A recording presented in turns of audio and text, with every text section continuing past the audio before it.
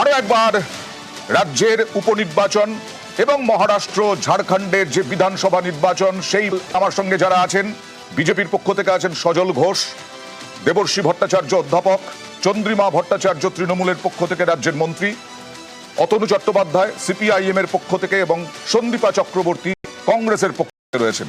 এই নির্বাচন হলো, সংখ্যা কমে দাঁড়ালো 29, 69 77 ছিল, 69 দাঁড়ালো বিজেপির বিধায়ক সংখ্যা, 77 থেকে 69। কারণ মাদারিহাট সেটাও হারালো বিজেপি, যেটা 2016 থেকে মাদারিহাট দখল করে রেখেছিল রাজনৈতিকভাবে বিজেপি।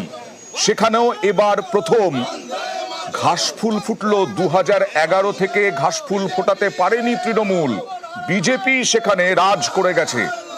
আর এ বিষয়ে আমরা কথা বলেছিলাম নেটওয়ার্ক 18-এর এডিটরিস্ট বিশ্ব মজুমদারের সঙ্গে। এই 6 কেন্দ্রের উপনির্বাচন কিন্তু একটা বড় ফ্যাক্টর পশ্চিমবঙ্গের আগামী রাজনীতিতে। তার কারণ রুমেরা, তুমি জানো, আগস্ট মাস থেকে পশ্চিমবঙ্গের ভারত রাজনীতি উত্তাল হয়ে উঠেছিল আরজিকর আন্দোলনকে কেন্দ্র করে, এবং মনে করা হয়েছিল যে এই আরজিকর আন্দোলনের একটা বড় প্রভাব পশ্চিমবঙ্গের ভোটে, এই 6টি বিধানসভা উপনির্বাচনের ভোটে পড়বে। কেননা তুমি যদি আমাকে জিজ্ঞেস করো, তালড্যাংরা বা মাদারিহাট বাদ দিলে মেদিনীপুর কিন্তু শহর কেন্দ্রিক ভোটার, নৈহাটি শহর কেন্দ্রিক ভোটার, হাড়োয়ায় শহর এবং গ্রাম দুটোই রয়েছে, এবং তোমার তুমি যদি আমাকে বলো যে সিতাই, সেটা কিন্তু গ্রামের ভোট। সুতরাং এই যে 6 কেন্দ্রের মধ্যে প্রায় 50-50 যে ভোট ছিল, যে শহরের ভোটও ছিল গ্রামের ভোটও ছিল, সেই জায়গায় 6 ছক্কা তৃণমূলের পক্ষে আগামী দিনের ভিত্তি আরো মজবুত করলো। 2026-এর বিধানসভা নির্বাচনের আগে তৃণমূল তাদের জমিকে আরো পোক্ত করলো। এখানেও কিন্তু রুমেরা সেই লক্ষ্মীর ভান্ডার আবার ফ্যাক্টর হলো। তার কারণ তুমি দেখবে যে প্রতিটা কেন্দ্র ধরে যদি আলোচনা করো, লক্ষ ভোটে জিতছেন। সিতাই কেন্দ্রে অত ভোটে জেতা।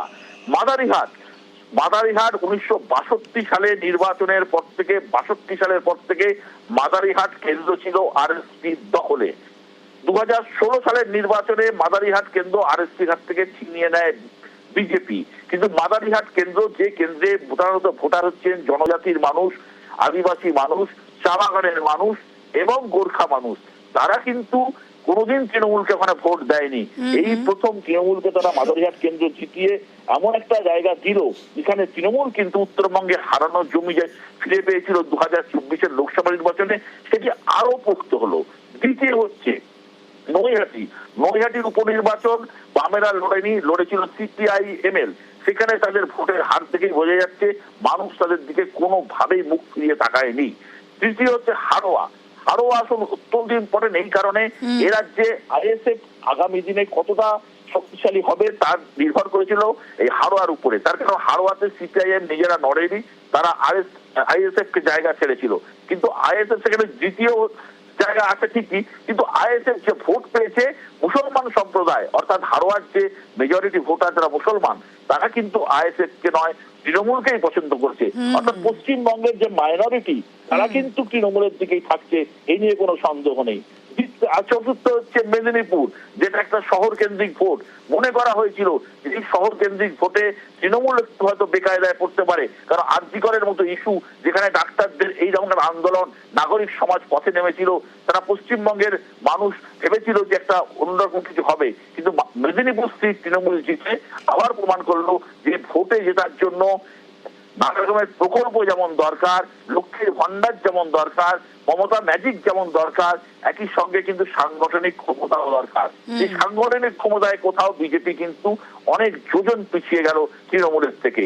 আর তালড্যাংরা আসন সিপিআইএম একমাত্র এই আসনেই লড়েছে, এবং সিপিআইএম ওখানে লড়ে দেখা গেছে তালড্যাংরার ভোটে তৃণমূল অত ভোটে না জিতলেও তালড্যাংরা তারা বার করে নিয়েছে।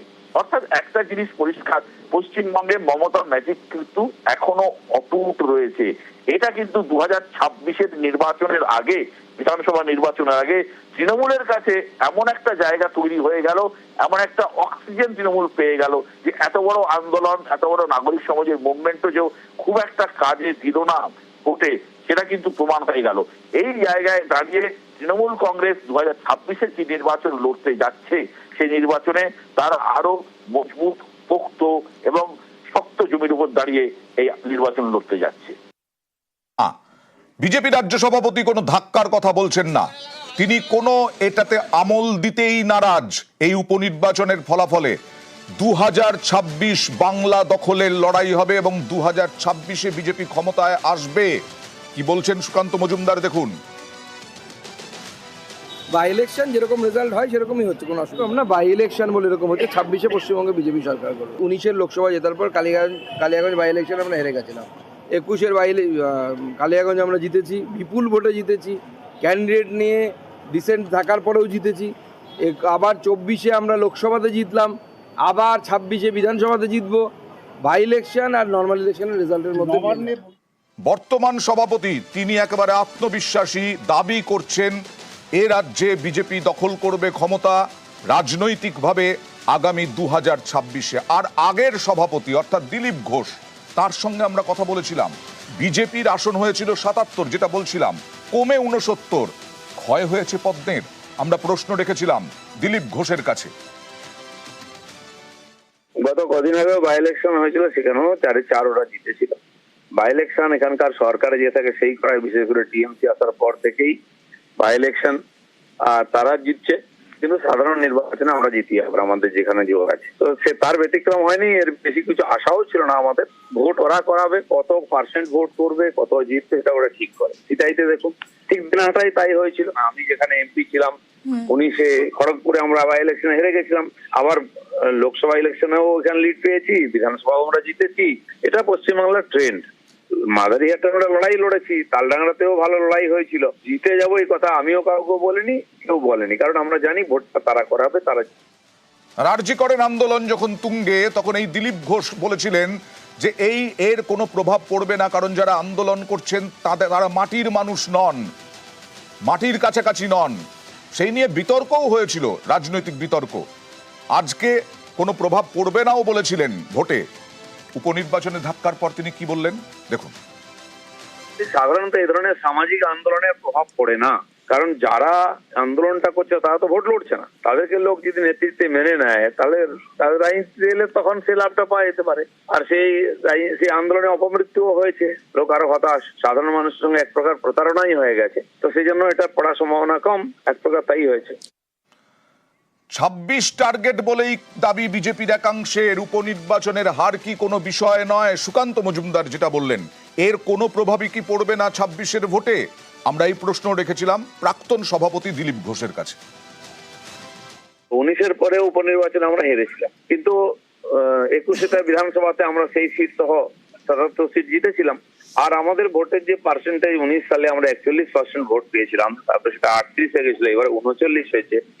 একটা 40%-এর কাছাকাছি ভোটের পার্সেন্টেজ আমাদের আছে, যেটা সাধারণ মানুষ বারবার বুঝিয়ে দিচ্ছেন তারা আছে। এবার বিভিন্ন সময়ে বিভিন্ন নির্বাচন, বিভিন্ন ইস্যু, পার্টির পলিসি ইত্যাদি নির্ভর করে নির্বাচন জেতার। অনেক রাজ্যে এই ভোট পেয়ে আমাদের সরকারও হয়ে গেছে। তো পশ্চিমবাংলায় এখন বাইপোলার হচ্ছে। 26-এর নির্বাচন তো সরকার পরিবর্তনের নির্বাচন হবে। এই সমস্ত রেপ, মার্ডার ইত্যাদি যত অপকীর্তি, তার বিরুদ্ধে লোকে রায় দেবে, দুর্নীতির বিরুদ্ধে দেবে, সে অন্য আঙ্গিকে ভোট হবে, তখনকার লড়াই আলাদা হবে। আমি চন্দ্রিমাদির কাছে যাব। বিরোধীরা এর পরেও বলছে ভোট করতে দেওয়া হয়নি, এর পরেও বলছে, সুকান্ত মজুমদার তো বলছেন যে এটা বাই ইলেকশন, এরকম রেজাল্টই হয়, হওয়ারই কথা। 26-এ একদম বিজেপি রাজ্য দখল করবে। না, আমি তো এটা আগেও